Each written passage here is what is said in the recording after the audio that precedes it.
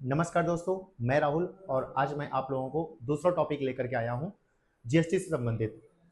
अगर आप सभी लोग जीएसटी से संबंधित ये टॉपिक क्लियर कर लेंगे तो हो सकता है आपका एक क्वेश्चन क्लियर हो पाए। और आप देख सकते हैं कि जैसे कि मैंने लिखा हुआ है जीएसटी। जीएसटी का पूरा नाम होता है गुड्स एंड सर्विस टैक्स, यानी कि वस्तु एवं सेवा कर।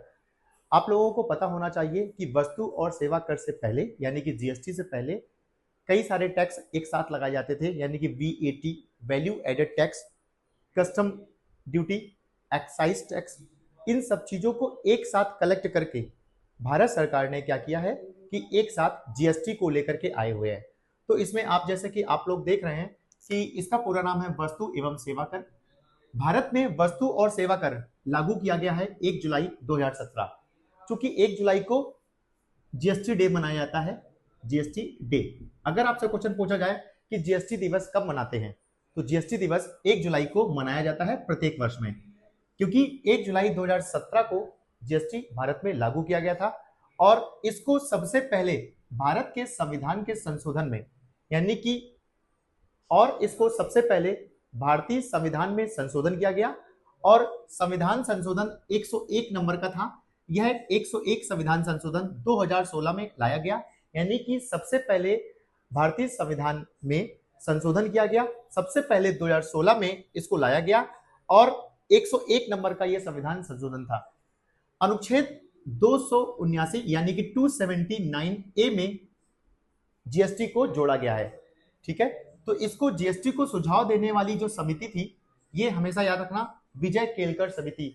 ये अक्सर क्वेश्चन पूछा जाता है कि जीएसटी को किस समिति ने सुझाव दिया था, तो जीएसटी को सुझाव देने वाली समिति थी विजय केलकर समिति। इसके बाद में पूरे विश्व में सबसे पहले जीएसटी कौन लेकर के आया था, आप लोगों को पता होना चाहिए कि पूरे विश्व में सबसे पहले जीएसटी लाने वाला जो देश था वो था फ्रांस।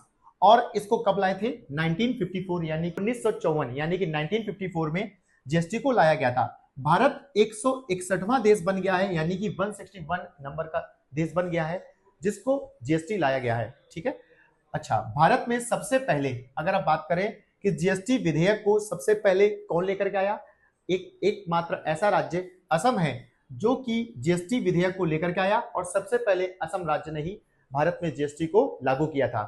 इस जीएसटी को असम ने 12 अगस्त 2016 को लागू किया। इसके 4 स्लैब होते हैं, आप देखेंगे जैसे कि सबसे पहले 5%, हालांकि 5 स्लैब होते हैं, जैसे कि आपको मैं बता दूं कि एक 0% स्लैब भी होता है। हालांकि 0% जब आप स्लैब तैयार करते हैं तो 0% स्लैब में कोई भी जीएसटी की दर तैयार नहीं होती है। जैसे कि जो बेसिक जो चीज है, जैसे मान के चलिए दूध, आटा, चावल, इनमें ये बेसिक हमारी खाद्यान्न चीजें हैं, इनमें 0% दर होती है, इनमें कोई भी किसी प्रकार की हम लोग जीएसटी नहीं देते हैं। शुरुआत करते हैं 5%, 8%, 18% और 28%। अगर टोटल पूछा जाए कि टोटल जीएसटी स्लैब कितनी होती है, जीएसटी की दरें कितनी है, तो टोटल 5 है, नॉर्मली 4 होती हैं, यानी कि 5 से शुरू होता है, 5, 8, 18 और 28। जीएसटी का निर्धारण कौन करता है, सबसे पहले जीएसटी किसने निर्धारित की, तो याद रखना जीएसटी परिषद का गठन किया गया था, इसको बोलते हैं जीएसटी काउंसिल। और इसके पहले जो अध्यक्ष थे, भारत के पहले वित्त मंत्री, यानी कि इसको याद रखना, भारत के वित्त मंत्री कौन थे, वित्त मंत्री अरुण जेटली।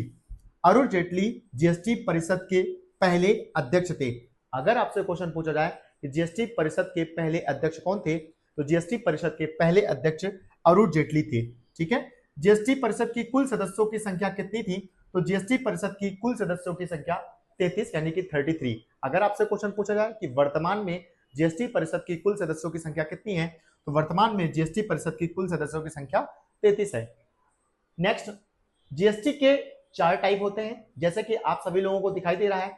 सबसे पहले इंटीग्रेटेड जीएसटी, जानते हो इंटीग्रेटेड जीएसटी क्या होता है, यानी कि ऐसा कोई सामान जो एक राज्य से दूसरे राज्य में ले जाया गया होता है या ट्रांसपोर्ट होता है, तो उस जगह इंटीग्रेटेड यानी कि एकीकृत जीएसटी का इस्तेमाल करते हैं। दूसरा, सीजीएसटी। सीजीएसटी का साफ साफ मतलब होता है सेंट्रल जीएसटी, यानी कि मान के चलिए आप किसी राज्य में कोई भी सामान खरीद रहे हैं या कोई भी सेवा ले रहे हैं, तो सबसे पहले वहां पर सीजीएसटी तो लगेगा ही लगेगा, साथ ही साथ में दूसरा जीएसटी एसजीएसटी भी लगेगा, यानी कि एक ही राज्य में जब आप कोई सामान खरीदते हैं तो सीजीएसटी के साथ साथ एसजीएसटी भी आपको देना पड़ेगा। ठीक है। तो केंद्र जीएसटी और एसजीएसटी का मतलब होता है राज्य जीएसटी। ओके। और नेक्स्ट 4 पॉइंट आपको दिखाई दे रहा है यूनियन टेरिटरी। यूनियन टेरिटरी का साफ साफ मतलब होता है केंद्र शासित जीएसटी, यानी कि जैसे आप दिल्ली की बात कर रहे हैं, दिल्ली में अगर आप कोई सामान खरीदते हैं दिल्ली के ही अंदर, तो वो दिल्ली राज्य सरकार के अंडर में नहीं आता है, वो यूनियन टेरिटरी यानी कि केंद्र शासित प्रदेश के अंडर में है। तो इसका मतलब हुआ कि दिल्ली में कौन सी जीएसटी लगेगी, यूनियन टेरिटरी जीएसटी लागू होगी। तो आप सभी लोगों को जीएसटी से संबंधित ये जो पूरे फैक्ट है कैसे लगे, तो आप सभी लोगों को जीएसटी से संबंधित ये सभी फैक्ट है आप सभी लोगों को कैसे लगे, आप अपनी राय जरूर बताइए। तो आपको अगर हमारी वीडियो अच्छी लगे तो लाइक करें, शेयर करें एंड सब्सक्राइब करें। Thank you very much.